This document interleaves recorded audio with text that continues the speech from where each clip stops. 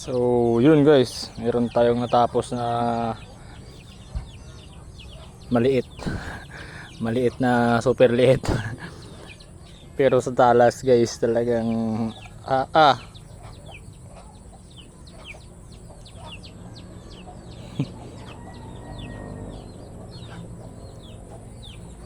wala yung micro bevel mga brother tapos naka brass, naka mikarta yan,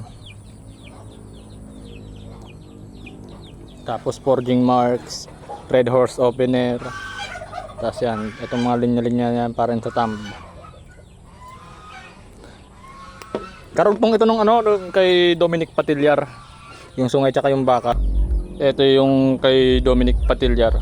So yung bakal noon, grabe yung subo guys. So ititimpering pa yan, hindi pa yan yung final mga brother.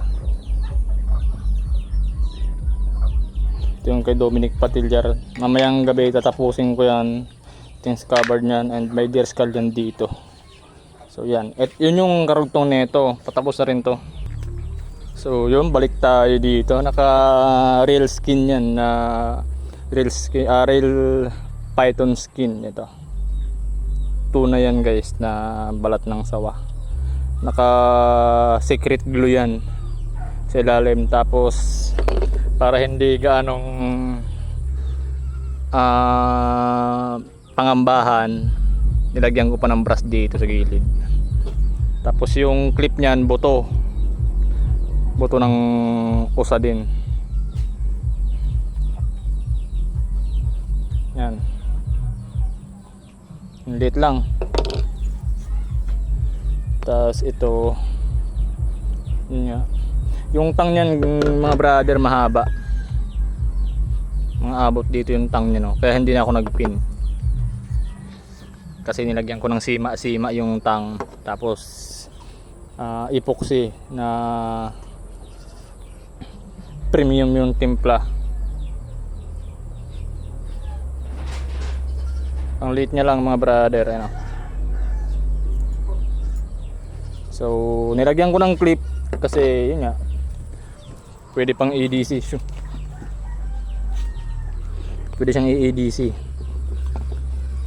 everyday carry.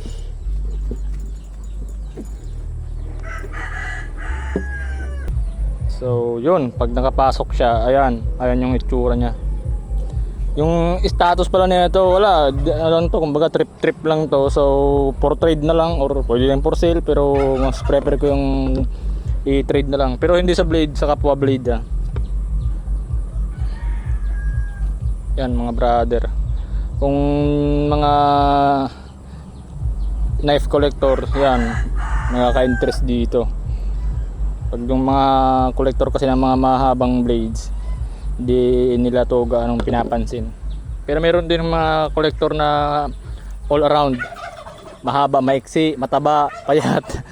So yun, kasya rin dito yung daliri natin.